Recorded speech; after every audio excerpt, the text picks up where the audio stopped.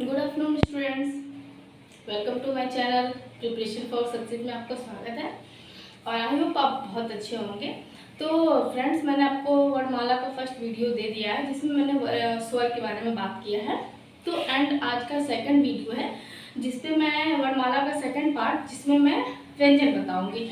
तो बिल्कुल टाइम को वेस्ट न करके आइए स्टार्ट करते हैं। व्यंजन क्या है, ठीक है। तो आइए देखते हैं कि व्यंजन क्या है, ठीक है। तो स्टूडेंट्स, आपको मैंने उस वीडियो में बताया था कि स्वर के कुछ पार्ट्स होते हैं एंड व्यंजन के भी कुछ पार्ट्स होते हैं। तो आपको कमेंट बॉक्स में बताना है कि व्यंजन के कितने पार्ट्स हैं, उनका नाम बताना है और आगे मैं आपको बताती हूँ। तो पहला जो है हमारा वो है स्पर्श व्यंजन है। क्या है? स्पर्श व्यंजन। तो देखिए स्पर्श व्यंजन में कौन कौन से अक्षर आते हैं, ठीक है। तो यहाँ पर सबसे पहले स्टार्ट करते हैं हम क, ख, ग, घ, अंग, च, छ, ज, झ, ञ, ट, ठ, ड, ढ, अड़, त, थ, द, ध, न, प, फ, ब, भ, म।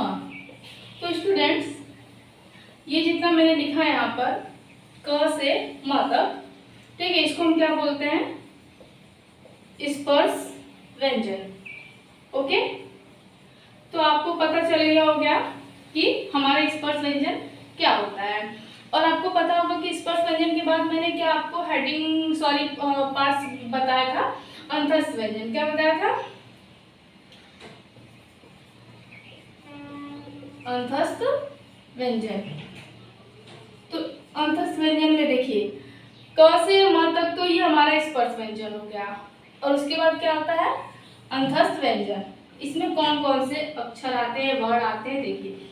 तो हमारे अंतस्थ व्यंजन में सबसे पहले इसको जान लेते हैं कि इसको जो है कि हम लोग एक और नाम से जानते हैं जिसको हम बोलते हैं अर्ध स्वर।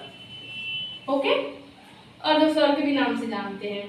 फिर इसमें कौन कौन से आते हैं, देखिए य, र, ल, व, ठीक है।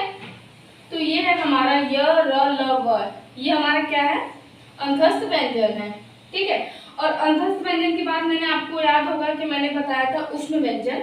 तो आइए उष्ण व्यंजन के बाद में हम उष्ण व्यंजन की बात करते हैं। चलिए मैं यहीं पर लिख देती हूँ उष्ण व्यंजन।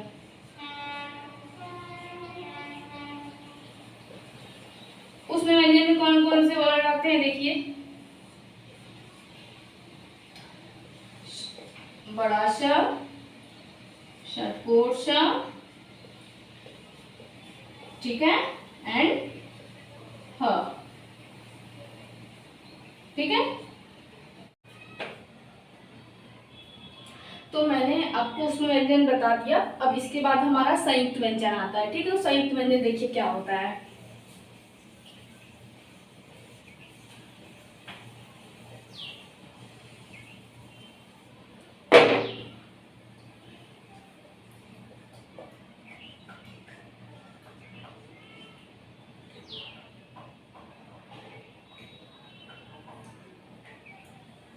क्या है?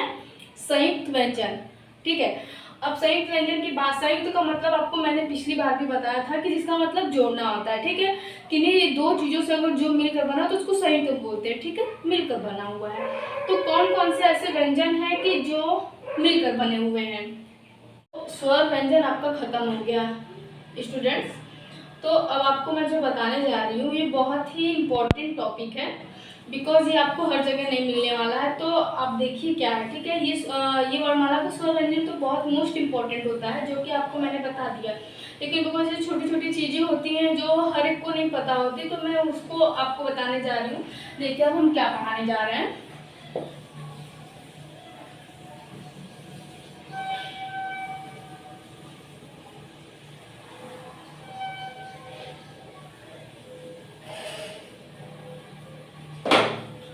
ठीक है, देखिए संपृक्त ध्वनि।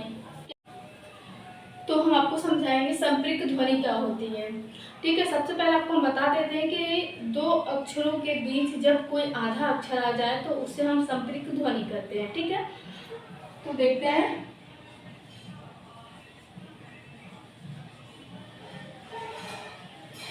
संप्रेरक ध्वनि,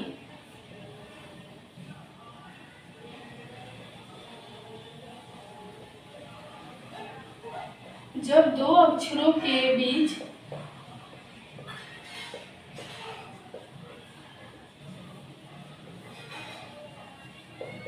कोई आधा अक्षर आ जाए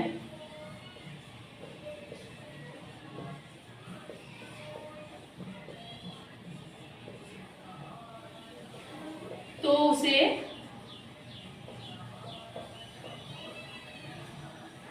संप्रेरक ध्वनि कहते हैं। जैसे में देखिए, जैसे में क्या है, जैसे यहाँ पर हमने लिखा कंबल। ठीक है,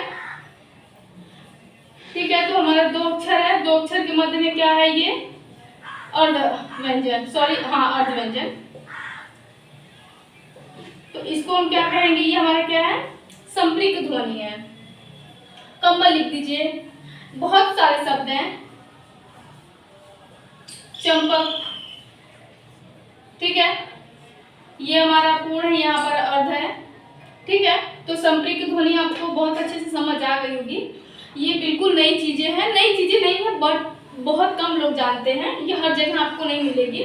तो संप्रेरक ध्वनि आपको समझ आ गई। संप्रेरक ध्वनि के बाद मैं एक और अलग चीज आपको बताने जा रही हूँ, जिसको हम कहते हैं युग्मक ध्वनि। क्या कहते हैं, युग्मक ध्वनि। तो देखिए क्या है युग्मक ध्वनि।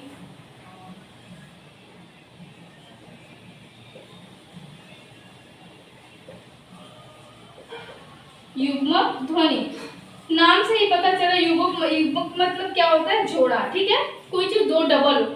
ठीक है, तो आपको पहले इसको समझा देते हैं। जो युग्मक ध्वनि है, ये एक ऐसा ध्वनि है जिसमें जोड़ा होता है, यानी कि कोई शब्द दो बार डबल होते हैं, इसलिए इसे क्या कहते हैं, हम युग्मक ध्वनि करते हैं। तो इसको मैं लिख के टाइम वेस्ट ना करती हूँ, आप देख लीजिए, समझ लीजिए, आपको मैंने परिभाषा दे दिया है। तो इसका एग्जाम्पल हम लोग देख लेते हैं, एग्जाम्पल से आपको समझ आ जाएगा।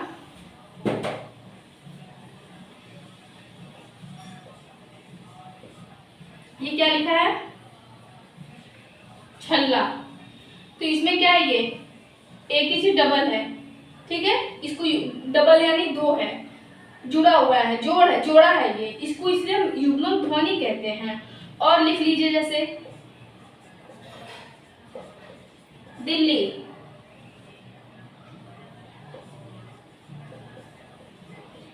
बिल्ली, 90। ये क्या है, हमारा युग्मक ध्वनि है ये। ओके स्टूडेंट्स, आई होप आपको ये बहुत अच्छा लगा हो। तो प्लीज अगर आपको इससे नोट करना है तो नोट करें, या फिर अगर आपको स्क्रीनशॉट लेना है तो स्क्रीन, बिकॉज ये नोट्स आपको बहुत ही काम देंगे हर एग्जाम में। तो ठीक है, आप स्क्रीनशॉट लेना है तो ले सकते हैं। मैं एक सेकेंड के लिए हट जाती हूँ। चलिए, तो आपने ये लिख लिया होगा, नोट किया होगा, जो भी आपको अच्छा लगा होगा। ठीक है, तो इसको मैं इरेज करती हूँ।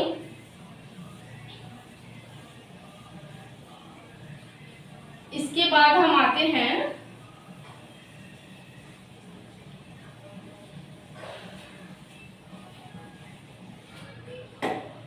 अनुस्वार।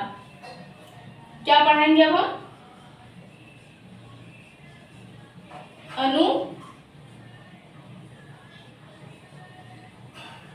एक सेकेंड, मैं आपको दो पार्ट में पढ़ाऊंगी, बिकॉज टाइम वेस्ट नहीं होगा। इधर मैं आपको पढ़ाती हूँ अनुस्वार, और आपको इधर मैं पढ़ाती हूँ अनुनासिक।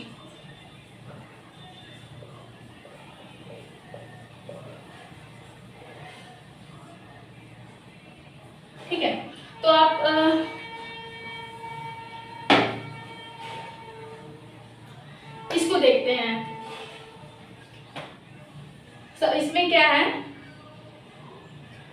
इसमें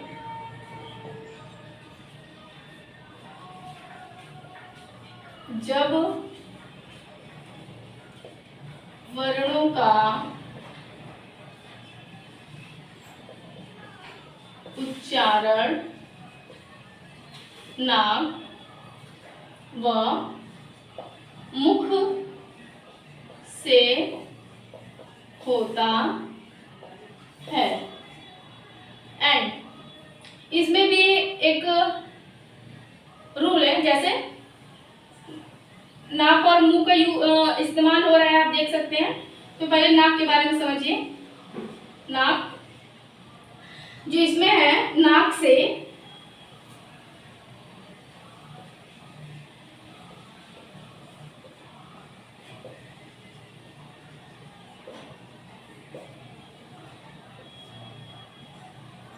अधिक,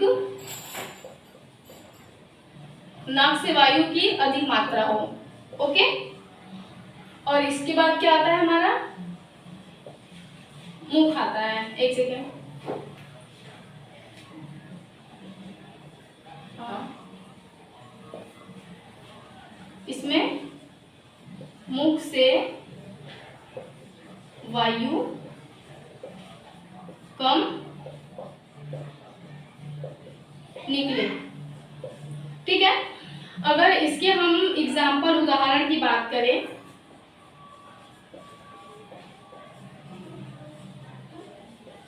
एक सेकेंड।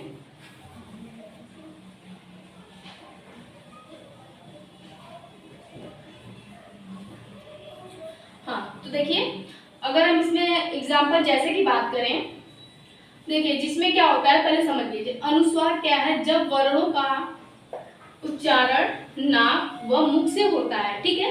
यानी कि ऐसे वर्णों का जब हम उच्चारण करते हैं तो इसमें हमारा जो है क्या इस्तेमाल होता है, नाक और मुंह दोनों इस्तेमाल होता है। ठीक है। तो इसमें नाक से क्या है, जैसे नाक से वायु अधिक मात्रा में हो। ठीक है। जब हम बोलते हैं तो नाक से हमारे नाक यूज होता है, जब नाक इस्तेमाल होता है तो उसमें वायु अधिक मात्रा होता है। और जब मुख से, इसमें मुख से क्या होता है, वायु कम निकले। नाक से वायु अधिक मात्रा में होती है एंड मुख का इसमें जो वायु क्या होता है, कम यूज होता है। तो इसका एग्जाम्पल की बात हम अगर करें तो आपको पता होता है कि अंक, हम यहाँ पर क्या लिखेंगे, अंक,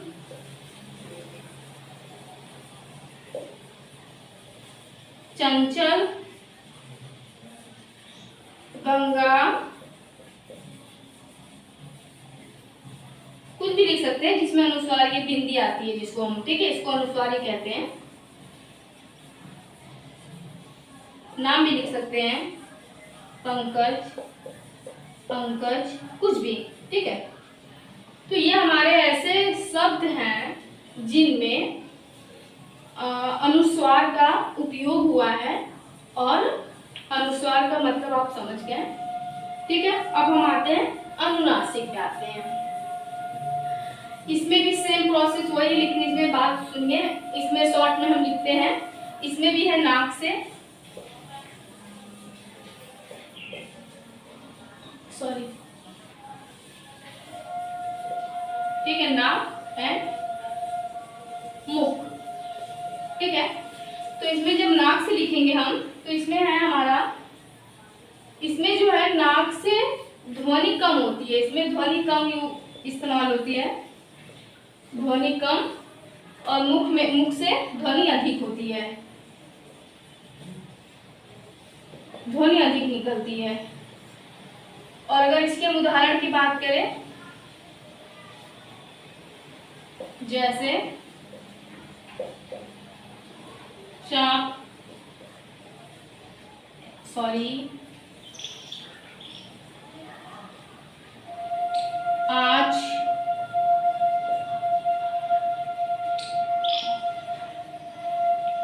पाँव। ओके। तो ये हमारा अनुस्वार हो गया, अनुनासिक हो गया। अगर आपको इसको लिखना है लिखिए। तो अनुस्वार अनुनासिक हो गया है। उसके बाद आता है निरनुनासिक। ओके,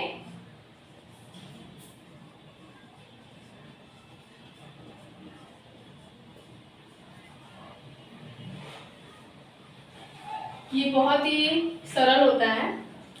इसका मतलब एकदम साफ क्लियर है कि जिन वर्णों या ध्वनि का उच्चारण केवल मुख से हो, केवल मुख से हो, इसमें नाक का उपयोग इस्तेमाल ना हो।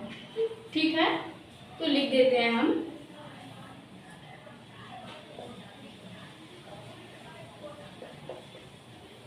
जिन वर्णों का उच्चारण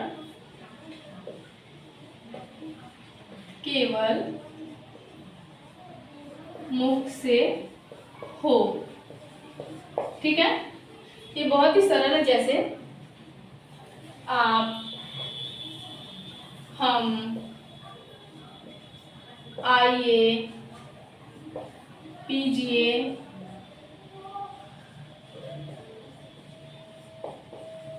खाइए। ठीक है, जो साधारण शब्द हम यूज करते हैं, शहर है, बनारस, ये क्या है, साधारण है, इसमें नाक का कोई उपयोग नहीं है, केवल मुख से हम मुख से ही इसका उच्चारण कर रहे हैं। तो निरनुनासिक भी आपको समझ आ गया होगा स्टूडेंट्स। इसके बाद आते हैं हम हलंत। क्या हैं, क्या हमारा टॉपिक क्या है?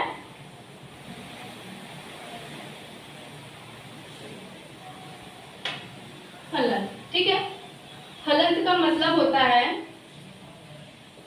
ये भी बहुत ही सरल है,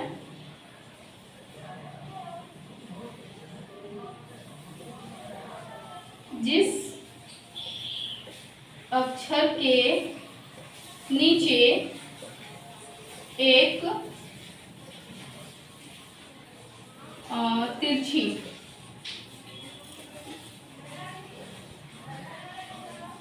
लाइन खींची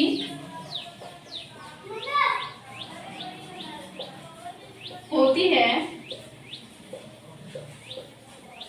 उसे हम क्या कहते हैं?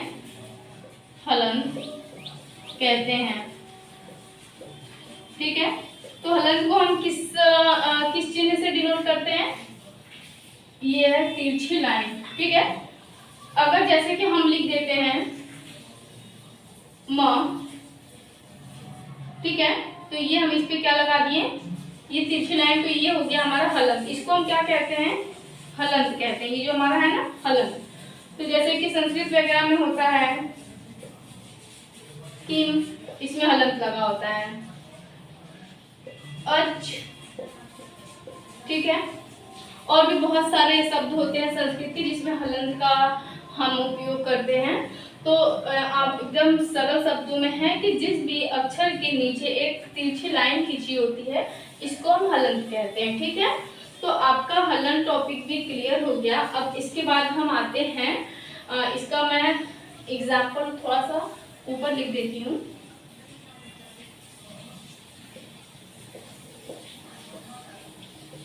किम, अच्छा, ठीक है, बिकॉज मुझे टॉपिक यहाँ पे लिखना है।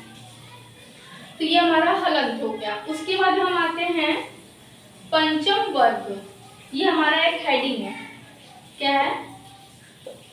पंचम वर्ग। ठीक है, इसको एक और भी नाम से जानते हैं, पंचमाक्षर। पंचमाक्षर। ठीक है, आइए समझते हैं क्या होता है ये। तो स्टूडेंट्स, मैं आपको पीछे एक, जब मैं व्यंजन आपको पढ़ा रही थी स्पर्श व्यंजन, तो मैं आपको बताना भूल गई थी कि जो हमारा यहाँ पर होता है, इसमें यहाँ देख लीजिए साइड में, जो हमारा क होता है, क से लेके अंक तक, च से लेके य तक,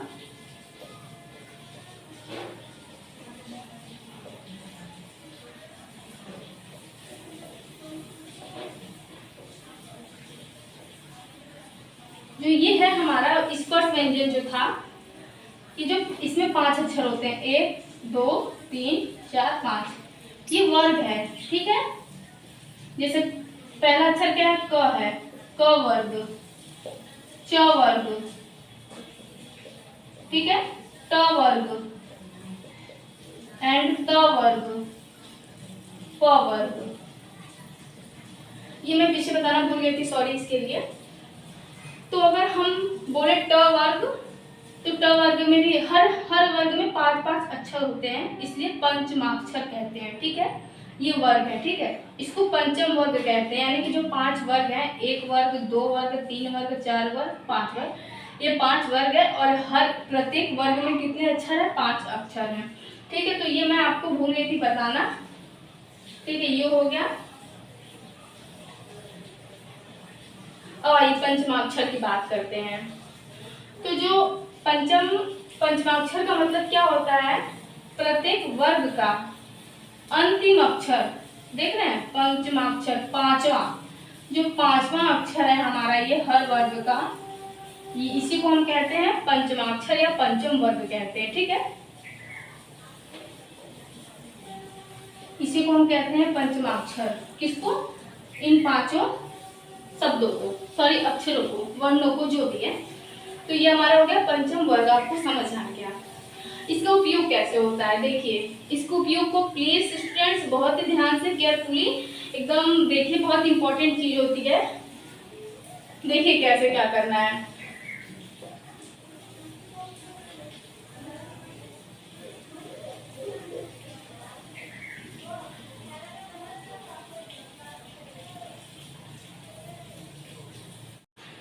तो जो हमारा पंचमाक्षर है स्टूडेंट्स, इसमें कौन कौन से अक्षर आएंगे, देखिए। पहला क वर्ग का अंतिम अक्षर क्या है, अंग, कॉमा।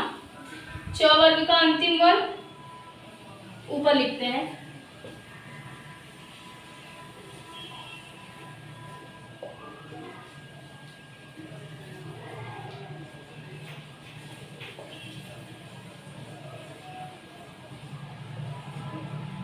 क्या है, देखिए, क वर्ग का अंतिम अक्षर अंगा, च वर्ग का अंतिम अक्षर य, ट वर्ग का अंतिम अक्षर अ, त वर्ग का अंतिम अक्षर न एंड प वर्ग का अंतिम अक्षर म, ठीक है। स्टूडेंट्स, आपको हर एग्जाम में, किसी भी एग्जाम में आपसे पूछ सकता है कि ये जो पंचमाक्षर होते हैं, कौन कौन से अक्षर होते हैं पंचमाक्षर में, पंचम वर्ग में। तो ये 5 है, अंग, य, अड़, न, म, ओके। तो आइए इसका उपयोग देखते हैं। जैसे कि देखिए, सबसे पहले हम यहाँ पर क्या लिखे हैं, दिनांक, ठीक है। इसको किसी और भी चीज से, सॉरी किसी और तरीके से लिख सकते हैं, देखिए कैसे। इसमें लॉजिक है, बहुत समझने की बात है।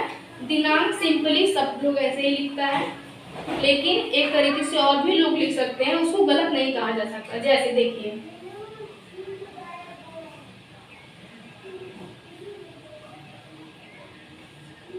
अब देखिए क्यों, लॉजिक क्या है इसमें, पंचमाक्षर का इस्तेमाल कहाँ होता है, कैसे होता है। ये हमारा दिनांक लिखा हुआ है, ठीक है। तो जो हमारा बिंदी है, ठीक है,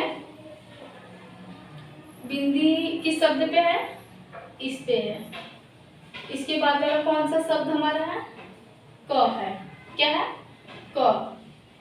क वर्ग, क वर्ग का हमारा अंतिम अक्षर क्या है, अंगा, ठीक है। तो इसकी जगह पर हम क्या इस्तेमाल कर दिए, इसका। ये होता है पंचमाक्षर का इस्तेमाल। चलिए दूसरा एग्जांपल देखिए, क्या पता आपको इससे न समझ आया हो, लेकिन बहुत साधारण रूप से आपको समझा रहा है तो समझ आ गया होगा। चलिए दूसरा शब्द हम ले लेते हैं,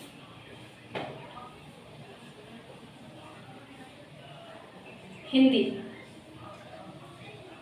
ठीक है। इसको ऐसे भी हम लिखते हैं, एक सेकेंड, देखिए, हिंदी।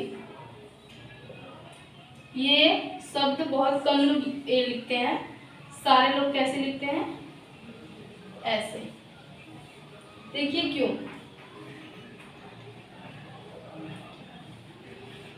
ये हमारा क्या है, बिंदी के बाद कौन सा अक्षर है हमारा, द।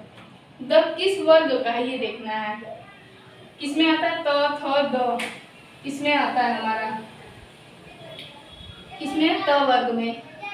त वर्ग का अंतिम अक्षर क्या है, न, तो हम न का उपयोग कर दिए यहाँ पर। ठीक है, और भी एग्जाम्पल ले लेते हैं हम।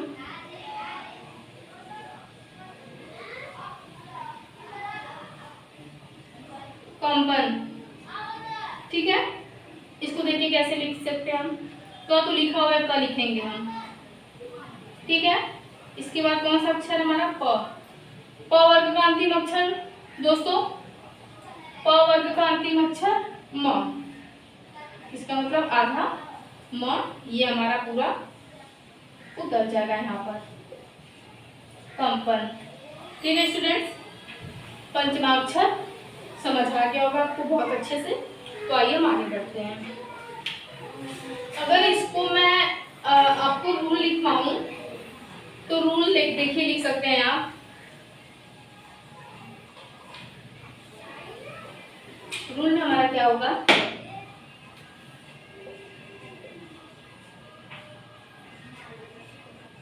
जहां पर बिंदु लगा होगा, लगा होगा उस, ठीक है, बिंदु वाले अक्षर के बाद वाले अक्षर के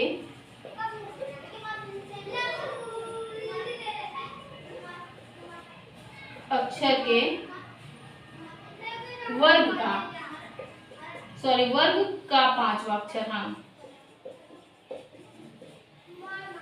पांचवा अक्षर उस बिंदु की जगह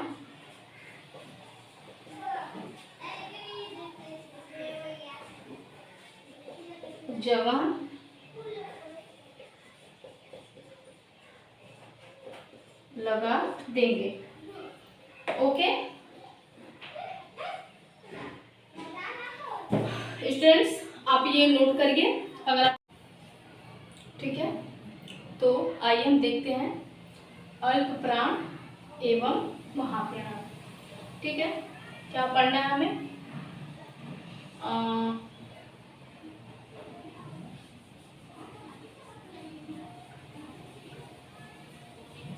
एक सेकेंड,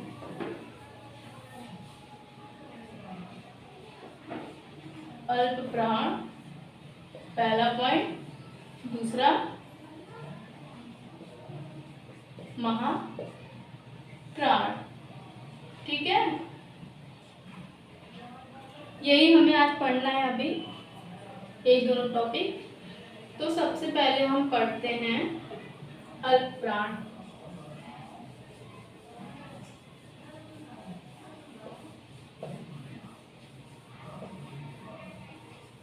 एक सेकंड, इसका परिभाषा लिख लेते हैं पहले हम। इसका परिभाषा है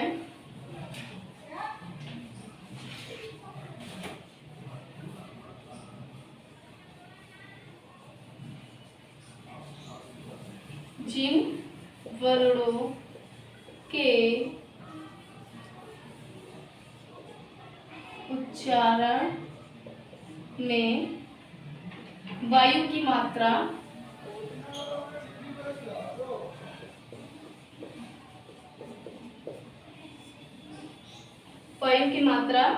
कम निकले,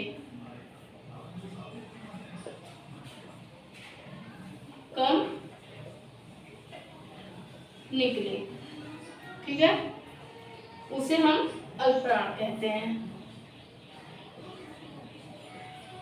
उसे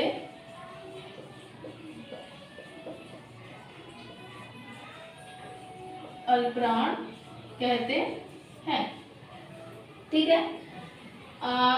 ये देखिए कौन कौन से अक्षर होते हैं इसमें, देखिए वर्ण यहाँ पे लिखा है, तो कौन कौन से वर्ण होते हैं। तो इसका नियम होता है, रूल या नियम जो भी है,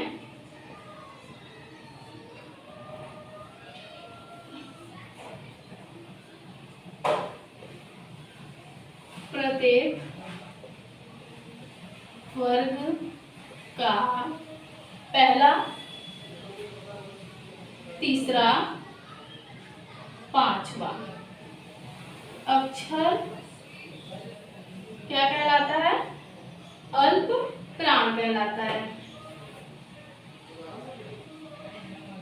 अल्प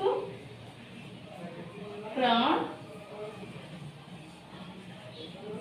कहलाता है। अल्प प्राण हो गया। अब आते हैं महाप्राण पे।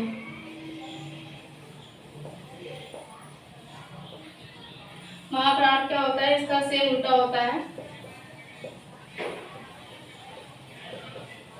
जिन वर्णों के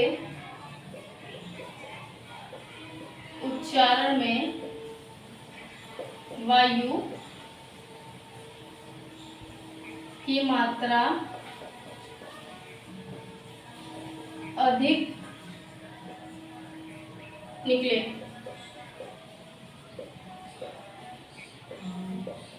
उसे महाप्राण कहते हैं।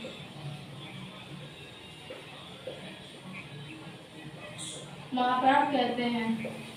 एक वर्ग में 5 अक्षर होते हैं, क ख ग घ ङ ये, तो उसमें से पहला, तीसरा, पांचवा निकाल देंगे तो क्या बचेगा। रूल इसका क्या है, प्रत्येक वर्ग का दूसरा, चौथा अक्षर महाप्राण कहलाता है।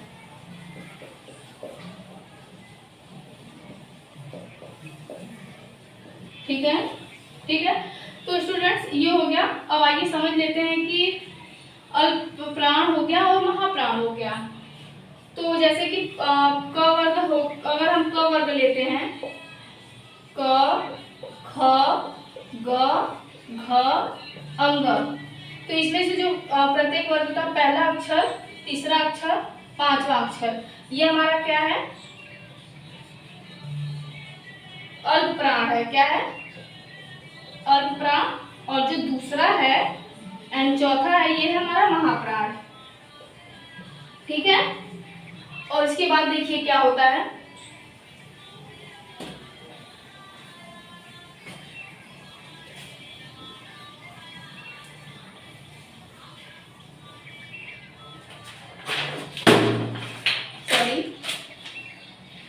अल्प प्राण में क्या होता है, अल्प प्राण में 1, 3, 5 तो आप जानते हैं, वर्ग का पहला, तीसरा, पांचवा अक्षर प्लस अंतस्थ व्यंजन। अंतस्थ व्यंजन, अंतस्थ व्यंजन में आप जानते हैं क्या होता है, य, र, ल, व, ये जो हमारा है, और ये 135 और ये टोटल हमारा क्या होता है, अल्प प्राण होता है। और महाप्राण में क्या होता है, 2, 4 यानी कि प्रत्येक वर्ग का दूसरा और चौथा, यानी कि 24 प्लस संयुक्त व्यंजन, सॉरी उष्म व्यंजन,